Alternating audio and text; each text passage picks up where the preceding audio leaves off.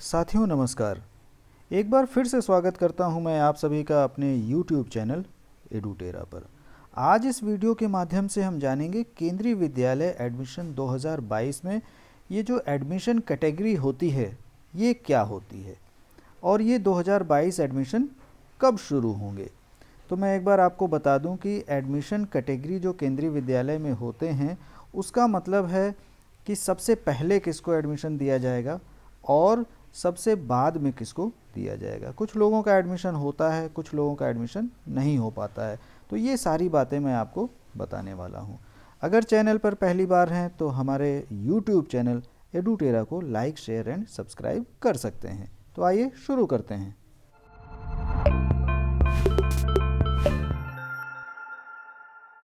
तो दोस्तों आप देख सकते हैं कि यहाँ मैंने केंद्रीय विद्यालय संगठन की जो एडमिशन की गाइडलाइन है उसको लिया है, जहाँ से आज हम पूरी तरह से जानेंगे कि जो ये एडमिशन प्रक्रिया होती है इसमें एडमिशन की कैटेगरी क्या होती है। हालांकि इस गाइडलाइन में वो सब चीज़ें गिवन हैं, वो सारी चीज़ें बताई गई हैं कि कैसे कौन कौन से स्टेप लिए जाते हैं एडमिशन करने में, क्या क्या सावधानियां रखनी होती हैं, क्या क्या इम्पॉर्टेंट पॉइंट्स हैं। तो आज इस वीडियो में हम लोग केवल एडमिशन की कैटेगरी के बारे में बात करने वाले हैं और मैं आपको एक एक चीज़ यहाँ बताने वाला हूँ कि एडमिशन कैटेगरी किस प्रकार से काम करती है, यानी कि किसको एडमिशन दिया जाता है। तो आइए फटाफट देख लेते हैं जिससे कि ज़्यादा वीडियो हमारा लंबा ना हो। तो देखिए ये केंद्रीय विद्यालय संगठन न्यू दिल्ली कंटेंट्स, इसमें क्या क्या चीज़ें हैं। जनरल गाइडलाइंस है, स्पेशल प्रोविजंस हैं, एडमिशन प्रोसीजर है। तो हमारा कैटेगरी का जानना बहुत ज़रूरी है। देखिए ये गाइडलाइन फॉर एडमिशन इन केंद्रीय विद्यालय पार्ट ए है, जहां आपको डेफिनेशन गिवन है और सारी चीज़ें बताई गई हैं। तो हमारे लिए जो जानना ज़रूरी चीज़ें हैं वो है, देखिए यहाँ पर आ गया है ये प्रायोरिटीज़ इन एडमिशन। ये जो पॉइंट नंबर 3 है ये हमें जानना है कि आखिर वो प्रायोरिटीज़ क्या क्या हैं। तो मैं आपको यहाँ पूरी तरह से एक एक पॉइंट बताऊँगा, आप बस ध्यान से सुनिए और समझिए कि आपके लिए कौन सी कैटेगरी बन रही है और आप किस कैटेगरी के अंतर्गत आते हैं। जब आप क्लास 1 में एडमिशन के लिए फॉर्म अप्लाई करेंगे तो आपको थोड़ा सा एक आइडिया मिल जाएगा कि आपका एडमिशन हो पाएगा या नहीं हो पाएगा। देखिए यहाँ पर है केंद्रीय विद्यालयाज अंडर सिविल डिफेंस सेक्टर, यानी सबसे पहले जो इन्होंने लिया है केंद्रीय विद्यालय कौन से लिए हैं, जो सिविल में होते हैं या डिफेंस में होते हैं। सिविल का मतलब एक नॉर्मल वाला है और डिफेंस यानी जैसे हमारे आर्मी हो गई, हमारे एयर फोर्स वाले हो गए, इन जगहों पे जो केंद्रीय विद्यालय बने होते हैं उनकी बात करेंगे। तो उसमें किसके लिए क्या एक स्टेप होते हैं कि सबसे पहले किसको, जैसा मैंने आपको स्टार्टिंग में बताया कि सबसे पहले किसको मिलेगा। ऐसे केंद्रीय विद्यालय जो सिविल में आते हैं नॉर्मल और या फिर डिफेंस में आते हैं, तो ये सिविल और डिफेंस वाले में। देखिए जो पहला पॉइंट है ये ध्यान से देखिए, children of transferable and non transferable central government employee and children of ex serviceman, यानी कि केंद्रीय विद्यालय की जो नींव रखी गई थी वो ट्रांसफरेबल जॉब वालों के बच्चों के लिए बनाई गई थी। तो यहाँ भी वही चीज़ बताई जा रही है कि जो transferable and non transferable central government employees and children of ex serviceman, तो सेंट्रल गवर्नमेंट एम्प्लॉय होना चाहिए, या तो वो ट्रांसफरेबल में हो या नॉन ट्रांसफरेबल हो। हालांकि ट्रांसफरेबल और नॉन ट्रांसफरेबल के बारे में भी इन्होंने ऊपर बताया हुआ है कि किसको ये नॉन ट्रांसफरेबल बोलेंगे और किसको ट्रांसफरेबल बोलेंगे। This will also include children of foreign national officials who come on deputation और transfer to India on invitation by government of India. तो यहाँ भी वही चीज़ है कि इसमें उनके चिल्ड्रन को भी, उनके बच्चों को भी लिया जाएगा जो बाहर से नेशनल ऑफिसर्स आते हैं, अगर गवर्नमेंट ऑफ इंडिया उन्हें इनवाइट करती है, इनविटेशन पे, डेपुटेशन पे ट्रांसफ़र करके इंडिया बुलाया जाता है। तो सबसे पहला पॉइंट आपको क्या बता रहा है कि सेंट्रल गवर्नमेंट के एम्प्लॉय के बच्चों को पहली प्राथमिकता दी जाती है। अब ऐसा तो है नहीं कि सारी की सारी सीटें उनसे भर जाएंगी। मान लीजिए अगर सीटें खाली रह जाती हैं, उसके बाद किसको एडमिशन मिलता है। तो यहाँ पर देखिए पॉइंट नंबर 2 में क्या बताया जा रहा है, children of transferable and non transferable employees of autonomous bodies public sector undertaking institute of higher learning of the government of India.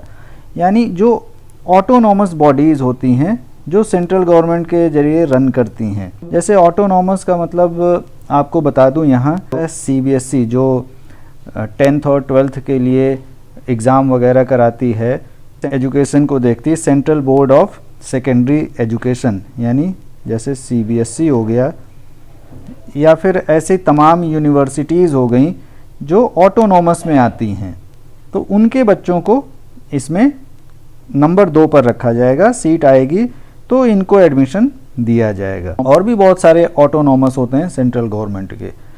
अब तीसरे नंबर पर मान लीजिए सीट अभी भी खाली है, नहीं भर पाई, तो देखिए तीसरी नंबर की बात ये किसको बता रहे हैं, children of transferable and non transferable state government employees. अब जो राज्य सरकार के transferable and non transferable employee हैं, उनके बच्चों को तीसरे नंबर पर रखा जाएगा। यानी सीट बच जाती है तो तीसरे नंबर पर। आप समझ पा रहे होंगे कि पहला पूरा दोनों सेंट्रल गवर्नमेंट के एम्प्लॉय के लिए था, एक जिसमें ट्रांसफरेबल नॉन ट्रांसफरेबल और दूसरे में ऑटोनॉमस। अब तीसरे नंबर पर इन्होंने स्टेट गवर्नमेंट के एम्प्लॉय के लिए रखा है। सीट अगर खाली रह जाती तो भाई खाली तो जाएगी नहीं, तो तीसरे नंबर पर किसका एडमिशन लेंगे, ये जो स्टेट गवर्नमेंट होगा। तो अब आगे आइए देखते हैं चौथे नंबर और पांचवें नंबर पर, यहाँ 2 और हैं। तो देखिए चौथा नंबर ये किसको बता रहे हैं कि चौथे नंबर पर हम किन बच्चों को एडमिशन देंगे। देखिए children of transferable and non transferable employees of autonomous bodies public sector undertaking institute of higher learning of the state government. यानी कुल मिला के जो स्टेट गवर्नमेंट के ऑटोनॉमस बॉडीज़ होंगी, चाहे वो ट्रांसफरेबल हों या नॉन ट्रांसफरेबल हों, उनको यहाँ पर एडमिशन दिया जाएगा। ठीक है, इसमें ऑटोनॉमस का मतलब जैसे एजुकेशन डिपार्टमेंट हो गया स्टेट गवर्नमेंट का, तो वो लोग आ जाते हैं। अब इसके बाद 5वां नंबर भी है। मान लीजिए सीट अभी भी खाली है, पूरी तरह से सीट नहीं भर पाई, तब ये जो 5वें नंबर का पॉइंट है ये आइए देख लेते हैं क्या है। Children from any other category including the children of foreign nationals who are located in India due to their work or for any personal reason. The children of foreign nationals would be considered only in case there are no children of Indian national wait listed for admission. यानी अब यहाँ पर अगर ऊपर वाले सारे conditions को apply करते हुए भी वैकेंसी बच जाती है, तब ये जो है लास्ट में रखेंगे उन बच्चों को जो ऊपर की कैटेगरी में नहीं आ रहे हैं, जो किसी भी इंडिया के किसी भी पार्ट में किसी काम की वजह से वहाँ रह रहे हैं या अपने पर्सनल वजह से रह रहे हैं। आप इसको ऐसे कह सकते हैं कि वो प्राइवेट सेक्टर हो गया। कैटेगरी, ये सब कैटेगरी है, category 1, category 2, category 3, category 4 and category 5। यानी इसको आप ऐसे समझ सकते हैं कि ये प्राइवेट सेक्टर, ना तो वो सेंट्रल गवर्नमेंट है और ना ही स्टेट गवर्नमेंट है। अब यहाँ पे नोट भी देखिए क्या है, preference in admission towards will be based on the number of transfers of the parents in the last 7 years। देखिए यहाँ पे ट्रांसफ़र का भी एक सिस्टम बता रहे हैं कि जैसे मान लीजिए कैटेगरी 1, अब ये हो गई आपकी कैटेगरी 5, ये कौन सी कैटेगरी हो गई, कैटेगरी 5 हो गई, और ऊपर कैटेगरी 4 हो गई, कैटेगरी 3, कैटेगरी 2, कैटेगरी 1। अब अगर कैटेगरी 1 में मान लीजिए 2 सेंट्रल गवर्नमेंट वाले आ गए, तो उसमें वो चेक करेंगे कि लास्ट 7 ईयर में जिसके ज़्यादा ट्रांसफ़र हुए हैं। अब कुछ विद्यालय ऐसे होते हैं जो public sector undertaking institutes of higher learning के होते हैं। देखिए यहाँ बता रहे हैं वो दूसरे टाइप के जो विद्यालय हैं, केंद्रीय विद्यालय अंडर पब्लिक सेक्टर। कोई बड़ी कंपनी है या कुछ ऐसा है, जैसे आपको याद होगा इलाहाबाद इफ़को है, तो उसके अंदर में भी केंद्रीय विद्यालय है, इस टाइप से। तो इनमें भी देखिए क्या है, आइए फटाफट देख लेते हैं इसमें एडमिशन में क्या प्राथमिकता है, किसको एडमिशन पहले दे रहे हैं। तो देखिए कैटेगरी 1 इसको बोल सकते हैं, जो पहला पॉइंट का मतलब category 1, children and grand children of employees of the project sector institutes of higher learning which are the sponsors of the Vidyalaya, children of project employees and postgraduate students who are working on long term research projects, children of regular council of wardens, employees and children and grand children of retired employees। कहने का मतलब है कि जिस project sector में वो चल रहा है, जैसे आईआईटी हो गया, आईआईटी कानपुर है तो वहाँ भी केंद्रीय विद्यालय है, तो उसमें वहाँ के जो आईआईटी के जो प्रोजेक्ट के एम्प्लॉयज़ हैं उनके लिए पहली कंडीशन है, सबसे पहले वहाँ के लोगों को एडमिशन दिया जाएगा। फिर वहाँ पर ये नहीं देखेंगे कि आप सेंट्रल गवर्नमेंट वाले हो तो आपको पहली प्राथमिकता दी जाए, या आप आर्मी के हो तो पहली प्राथमिकता दी जाए। जिस प्रोजेक्ट सेक्टर में वो विद्यालय आएगा वहाँ के लोगों को, उसमें वहाँ के जो एम्प्लॉयज़ होंगे उनके बच्चों को पहली प्राथमिकता दी जाएगी। Preference in admission will be given to children of serving employees, grand children of serving employees and children and grand children of retired employees in that order. तो इसी ऑर्डर में, जैसे कोई एम्प्लॉय है उसका अगर कोई ग्रैंड चिल्ड्रन हो गया है तो इस ऑर्डर में वो एडमिशन देंगे। अब कैटेगरी नंबर 2 पे देखिए, कैटेगरी नंबर 2 क्या है, children of transferable and non transferable central government employee. अब देखिए यहाँ पर इस प्रकार के विद्यालय में जो ट्रांसफरेबल एंड नॉन ट्रांसफरेबल की बात हो गई, वो सेकेंड कैटेगरी में आ चुके हैं, एक्स सर्विसमैन हो गए।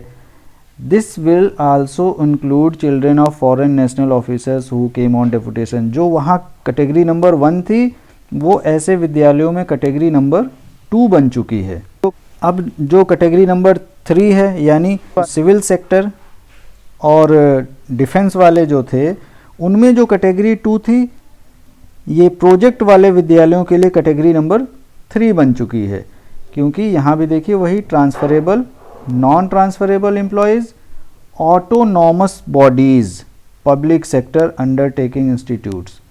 तो ये यहाँ कैटेगरी नंबर 3 बन चुकी है। तीसरे नंबर पे किसको एडमिशन देंगे, जो ट्रांसफरेबल हों, नॉन ट्रांसफरेबल हों, ऑटोनॉमस हों, और गवर्नमेंट ऑफ इंडिया यानी सेंट्रल गवर्नमेंट हो गया।